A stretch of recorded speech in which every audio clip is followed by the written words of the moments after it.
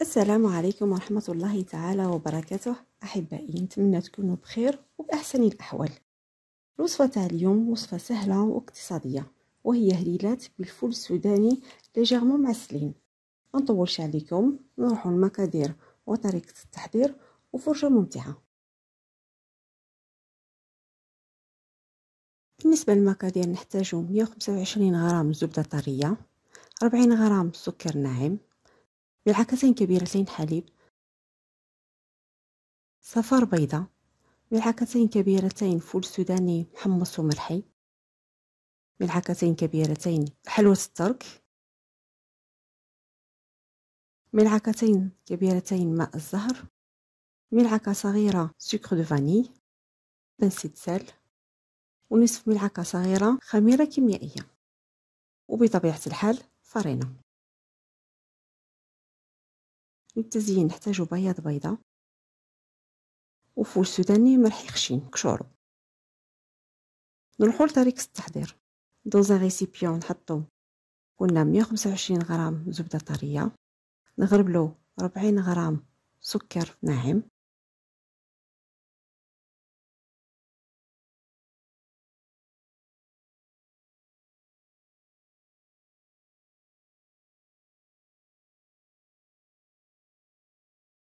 نخلطو بالخلاط جيدا.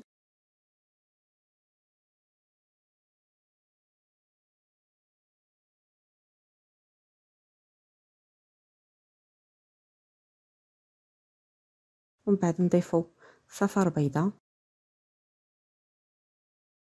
ملعقة صغيرة سكر فانيليا، ملعقتين كبيرتين حلوة الترك، أيضا ملعقتين كبيرتين فول سوداني محمص ومرحي. نعاودو نخلطو.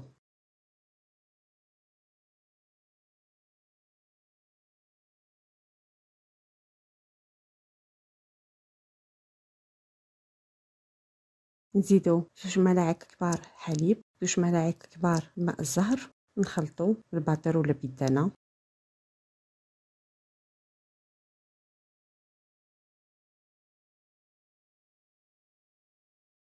من بعد نغربلو شوية فرينة،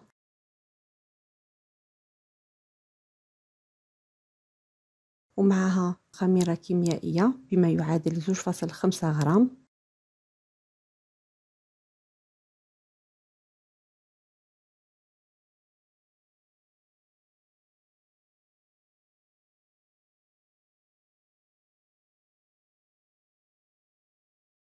نعاودو نضيفو فرينة حتى تلم العجينة وتصبح متماسكة وطرية.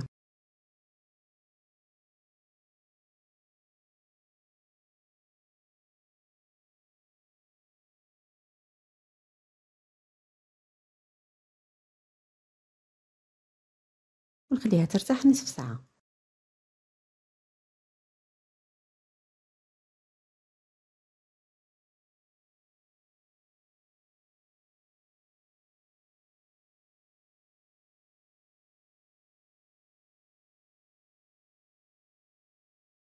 من بعد ما ارتاحت العجينة نروحو نشكلو كوريات.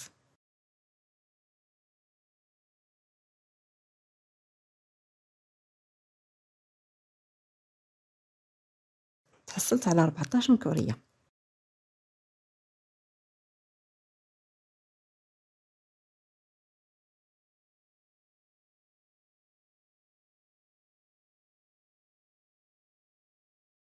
دوكا نروحو نشكلو هليلات.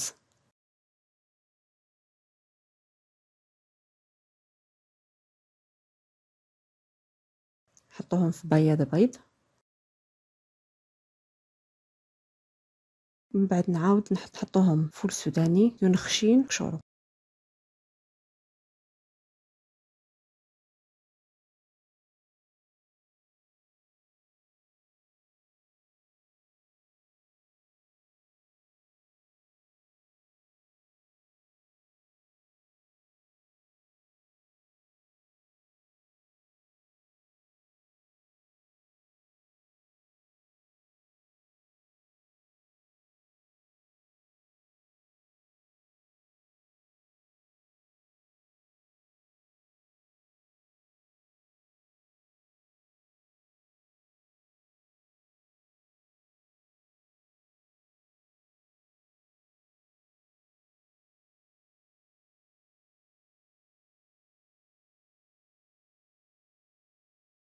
ومن بعد نحطهم في الفرن على درجة حرارة 180.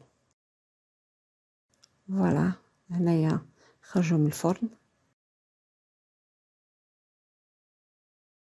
نعسلهم شويه ماشي بزاف.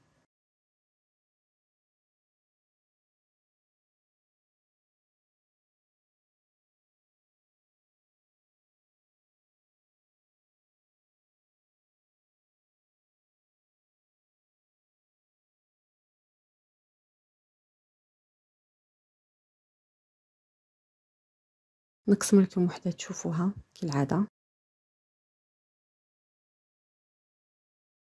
راه جايين خفافين وبنان.